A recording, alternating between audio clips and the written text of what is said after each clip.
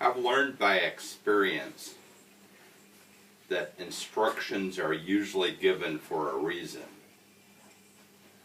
One time when I was about 10 years old, I went up north to northern Michigan, really close to Canada, and visited with a cousin.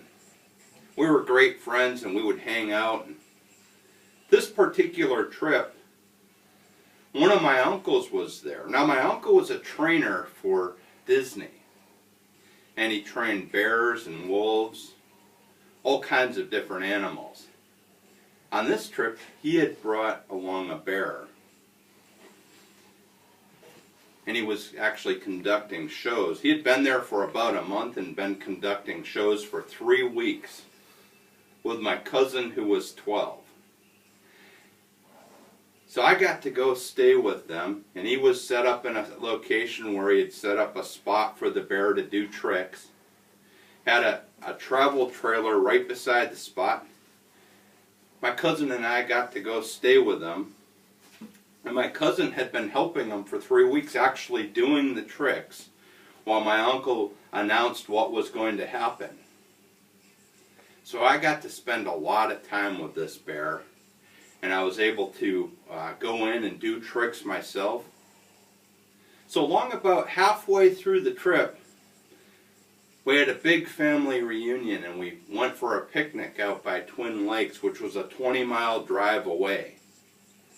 So my cousin, my uncle, and I, we all went out to the lake, and it got to be close to dark. And my uncle comes walking up to my cousin and I and says, "Hey boys, the bear's got to be put away for the night. So why don't you guys take the truck, drive the 20 miles back, and let me tell you what to do. Before you get up to the fence, open the tailgate, and on the cage on the back of the truck, open the cage, open the can of dog food, and put that inside the cage. Then you back the truck up to the fence, and Scratch was the bear, will hop up on the tailgate, go right into the cage, and you guys can close the cage up, close the tailgate, pull the truck away, and Scratch will be all set for the night." So Kurt and I, we had driving back over, 11 and 12 years old, over to get the bear put away for the night. So what do? We pull up to the fence, we back right up to the fence, we open the tailgate, and Scratch is waiting to get that dog food. Scratch hops on the tailgate, the cage isn't open, there's no dog food, so Scratch hops on top of the cage, hops off the truck, and runs away into the woods. So we panicked. Well, let me introduce one other element. Uncle Al had a Scottish Milkhound. Now this dog was about 120 pounds and really big. He didn't like the bear and he didn't like me. The dog went out after the bear and started chasing Scratch further into the woods. So Kurt ran after the dog, grabbed the dog, brought the dog back to the travel trailer, pushes him in, and tells me, "You go watch the dog." So I go in the trailer, and the dog has me backed in the corner growling the whole time.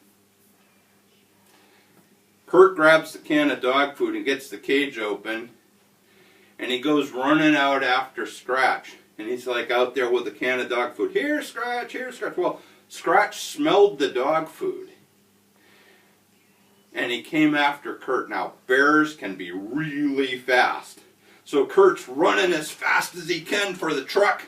He runs by the truck before Scratch catches him, throws the can of dog food into the cage, and Scratch decided that the food was in the cage and he'd go in the cage, and he jumped up in the truck into the cage.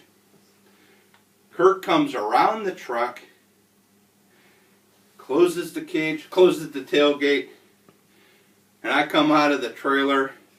We breathe a huge sigh of relief. we were able to fix this particular problem. We both agreed at that time we'd probably wait a good 10 years before anybody heard about this.